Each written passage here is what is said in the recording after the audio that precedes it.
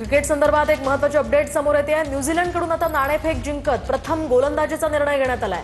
भारत आता प्रथम फलंदाजी करणार आहे।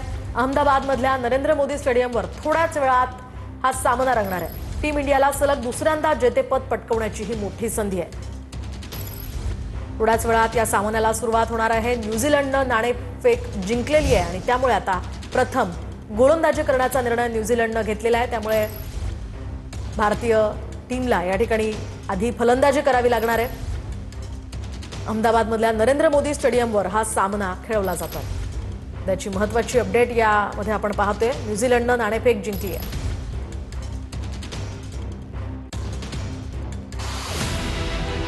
T20 विश्वचषकाच्या अंतिम सामन्यात आज टीम इंडियाचा किवींशी अर्थातच न्यूझीलंडशी सामना होणार आहे। ट्रॉफी जिंकण्यासाठी टीम इंडिया सज्ज झाली आहे।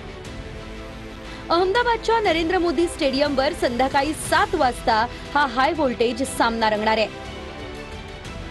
T20 विश्वचषक 2026 मध्ये भारताचा प्रवास कसा होता तेही पाहूयात। पहिला सामना USA सोबत झाला, ज्यात 29 धावांनी भारताचा विजय झाला।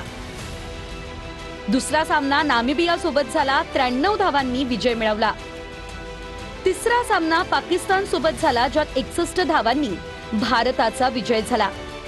चौथा सामना नेदरलँड सोबत झाला, ज्यात 17 धावांनी भारत जिंकला। सुपर 8च्या फेरीतील पहिल्याच सामन्यात टीम इंडिया दक्षिण आफ्रिकेकडून तब्बल 76 धावांनी पराभूत झाली।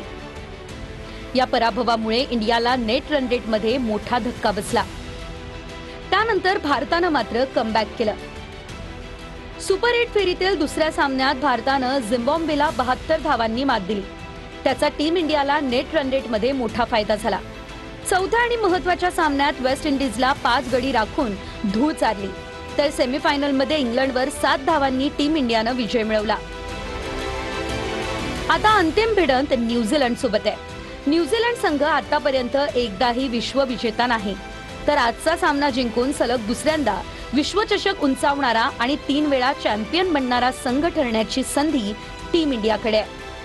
भारताकडून बुमराह, सूर्यकुमार यादव, संजू सॅमसन, पांड्या, ईशान किशनच्या खेळीकडे सर्वांचंच लक्ष असणार आहे।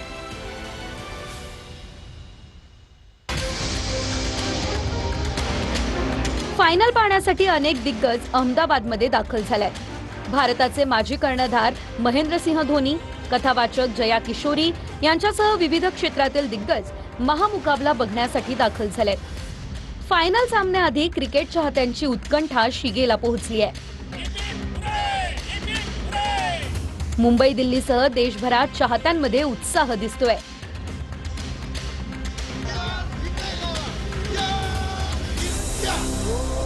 टीम इंडियाचे फॅन्स विजयासाठी देवाकडे साकडंही घालताय।